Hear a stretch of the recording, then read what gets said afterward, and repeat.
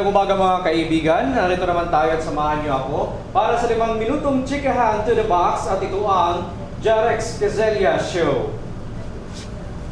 Live po nating makakasama ang nag-iisa tuling Pinay Henya ng Pinas, Miss Rufa May Quinto. Rufa, good morning sa iyo at you look so pretty today. Ano naman, maliit na bagay. Good morning din po.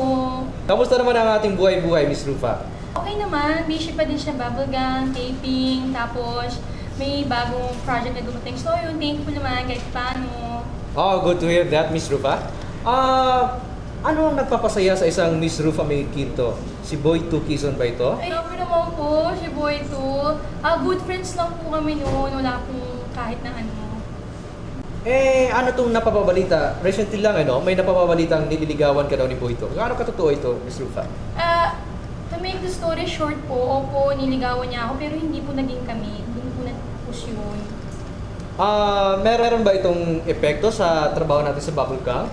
Wala naman po naging epekto. But trabaho lang po siya, trabaho lang, yun. In good terms naman po kami. Okay.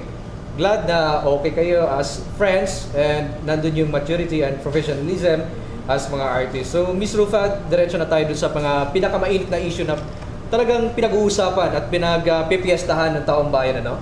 Handa ka na ba sa issue to, Miss Rufa? Ay, hindi pa ba yun? Sige po, ready na po. Ito ang nag-iisang tanong ng bayan. Handa ka na, Miss Rufa?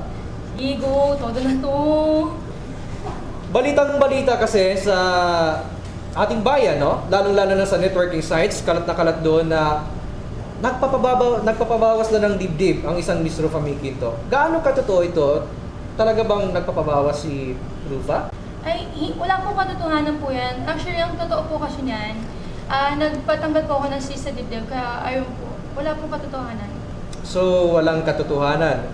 So mga kaibigan, narinig niyo po ang side ni Miss Rufa na talagang walang katotohanan na nagpabawas siya ng dibdib. So Miss Rufa, kamusta naman ang operasyon? Okay naman po siya, wala na po yung sakit, wala na rin yung kirot niya, magaan na po siya pakiramdam. Miss Rufa, sa tingin mo, bakit kaya ganun yung naging aligasyon ng taong bayan, no? Na talagang nagpapabawas ka raw ng dibdib?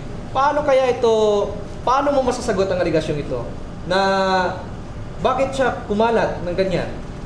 Siguro po na misinterpret lang po nung mga tao, yung mga fans ko dyan, sa yung pinost ko po. Pero promise po, original po talaga tong dibdib po. Wala pong halong biro to. Wala pong joke dito. Promise. Okay, thank you so much, Miss Rufa. Thank you po. Para sa matapang na pagsagot dito sa Jarex Quezella Show.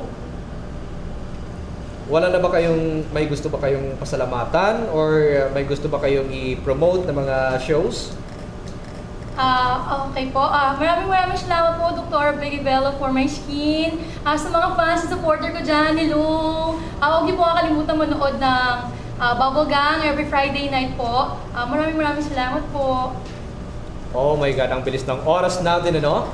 Samahan niyo ako muli bukas para sa susunod na edisyon ng Jarex Quezella Show, kung saan level up ang chikahan. Have a great day ahead, kaibigan. Maraming salamat.